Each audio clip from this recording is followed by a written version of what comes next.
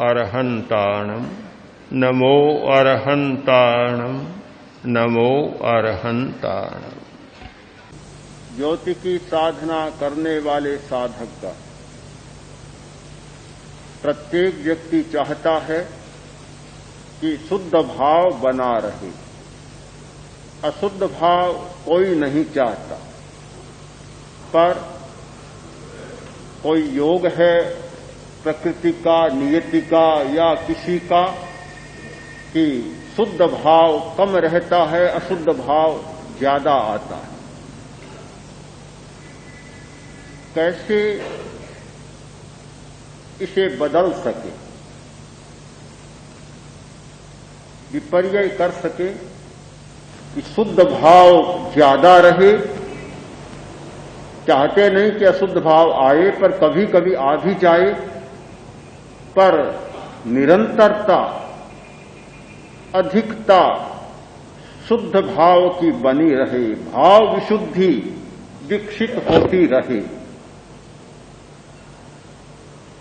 ये कैसे संभव हो सकता है?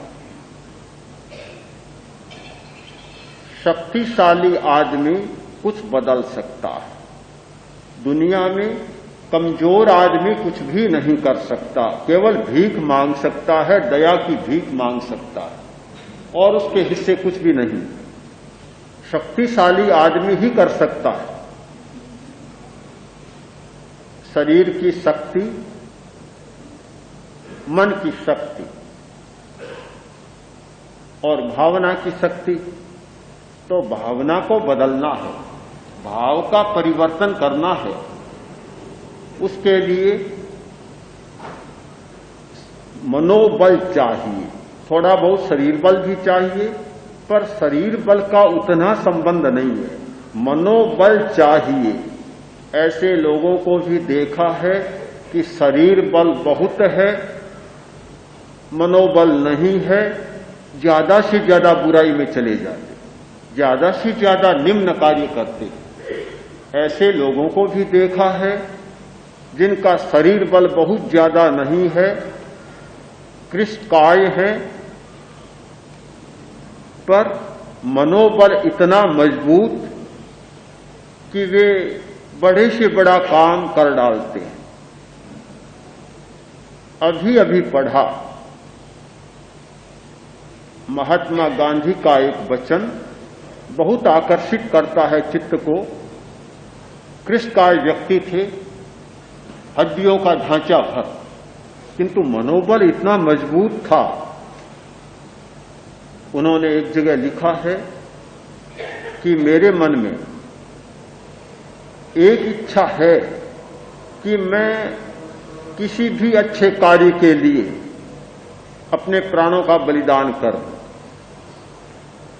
मर जाऊं, पर मेरे मन में कभी यह इच्छा नहीं जागती कि मैं किसी भी काम के लिए किसी को मार दूं। ये मनोबल के द्वारा ही संभव हो सकता है। मनोबली आदमी ही ऐसी बात सोच सकता है, नहीं तो सामान्य आदमी सोचता है कि मारने आएगा तो वह देखेगा कि पहले वह मरता है या मैं मरता हूं। उसको मरूंगा तो भी मारकर मरूंगा, मारे बिना नहीं मरूंगा। मारकर मरने की बात तो सोच सकता है, पर मारे बिना मरने की बात नहीं सोच सकता। शरीर बल भी जरूरी होता है, किंतु जीवन की यात्रा को सुव्यवस्थित चलाने के लिए और जीवन में कुछ विशिष्टता संपादित करने के लिए आवश्यकता होती है मनोबल की। मन का बल बढ़े। आयुर्वेद में मनोबल पर काफी चिंतन किया गया है, आज के मनोविज्ञान में भी काफी चिंतन किया गया है। मन का बल 3 प्रकार का होता है। उत्तम मनोबल, मध्यम मनोबल और अल्प मनोबल। कुछ लोगों में उत्तम मनोबल होता है, इतना प्रबल मनोबल कि सत्ववान सहते सर्वम संस्तभ्यात्मान मात्मना। उत्तम मनोबली को सत्वसार कहा जाता है। तो जो सत्वसार होता है वह बहुत सहन कर लेता है, बड़ी से बड़ी घटना को, बड़ी से बड़ी पीड़ा को, बड़ी से बड़ी वेदना को सह लेता है, पता ही नहीं चलने देता, उफ भी नहीं करता। ऐसे लोग हैं हमारी दुनिया में कि बड़े से बड़ा संकट, बड़े से बड़ी कठिनाई, बड़े से बड़ी समस्या और बड़ी से बड़ी पीड़ा, शारीरिक पीड़ा आ जाती है, हंसते हंसते झेल लेते हैं, दूसरे को पता भी नहीं चलता कि यह कोई पीड़ा भुगत रहा। वह उत्तम मनोबल वाला व्यक्ति होता है। संस्तभ्यात्मान मात्मना, आत्मा के द्वारा आत्मा को इतना संयत कर लेता है कि अपनी वेदना को बाहर फूटने तक नहीं देता। दूसरे लोग वे मध्यम मन वाले हैं या राजस मन वाले हैं, वे संस्तभ्यतेन्ययी, दूसरों के द्वारा प्रेरित होकर सह लेते, वेदना को सहते हैं, कठिनाइयों को सहते हैं, पर अपना मनोबल इतना मजबूत नहीं होता, खिसक जाते हैं, कठिनाई का अनुभव करते हैं।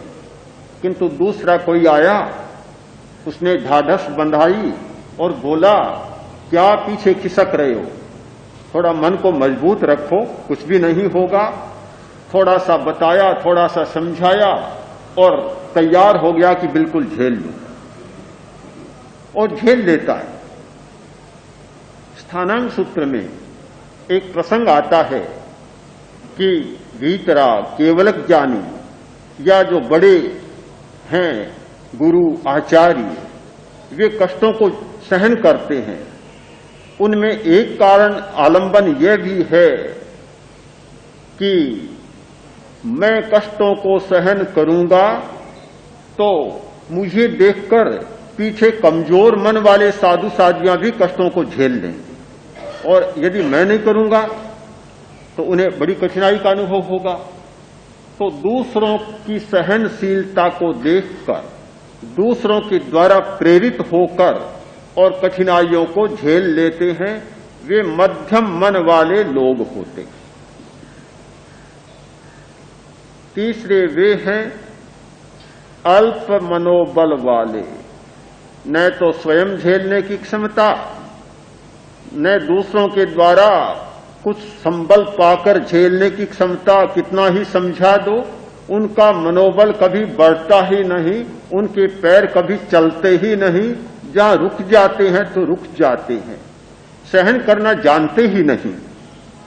शायद आज तीसरी कोटि के लोग ज्यादा होंगे जो सहन करना बिल्कुल नहीं जानते, न शारीरिक पीड़ा सहन कर सकते, न मानसिक पीड़ा सहन कर सकते, न समस्या को सहन कर सकते, न किसी घटना को सहन कर सकते। इसीलिए ये नशीली गोलियां आज ज्यादा चली है। थोड़ा सिर दर्द हुआ और नशे की गोलियां, जानते हैं कि नुकसान करेगी, हानि होगी, रिएक्शन होगा, आखिरी परिणाम अच्छे नहीं होंगे, जानते हुए भी। क्या क्या नाम है, सेराडीन, पता ही नहीं, हमें तो कभी छुआ ही नहीं। तो क्या जानते हुए भी उन सारी गोलियों को लेते चले जाते हैं और दिन में कई बार ले लेते हैं, क्योंकि सहा नहीं जाता। आगे चाहे कितना ही भुगतना पड़े, पर वर्तमान का कष्ट सहा नहीं जाता। इस असहिष्णुता ने आज के समाज को किस प्रकार का बना दिया। एक व्यंग के द्वारा बहुत सुंदर अभिव्यक्ति मिलती है कि पति और पत्नी बहुत लड़ते झगड़ते रहते, बहुत लड़ते झगड़ते, तो एक दिन इतने तेज लड़े, आसपास के लोग इकट्ठे हो गए। बहुत लोग इकट्ठे हुए और बोले कि भाई बात क्या है, इतने क्यों लड़ते हो, तो कि क्या करें, क्या स्थिति बताएं। शादी हुए 3 वर्ष हुए हैं। पहले वर्ष पत्नी बोली कि मैं चंद्रमुखी थी, दूसरे वर्ष सूर्यमुखी बन गई और तीसरा वर्ष चल रहा है, अब पति मुझे ज्वालामुखी मान रहा। पति बोला कि मेरी स्थिति भी कम दयनीय नहीं है। पहले वर्ष में प्राणनाथ था, दूसरे वर्ष में नाथ बना, अब तीसरा वर्ष पूरा अनाथ बन गया। कम दयनीय स्थिति नहीं। न पति पत्नी को सहन करना जानता और न पत्नी पति को सहन करना जानती। अल्प बल वाला व्यक्ति, जिसका मनोबल इतना दुर्बल होता है, इतना कम होता है कि वह किसी को सहन कर ही नहीं सकता। एक क्षण में, जैसे आचार्य भिक्षु ने लिखा कि बाढ़ में से जाने चनो उछलियो, मानो बाढ़ में से कोई चना उछला है।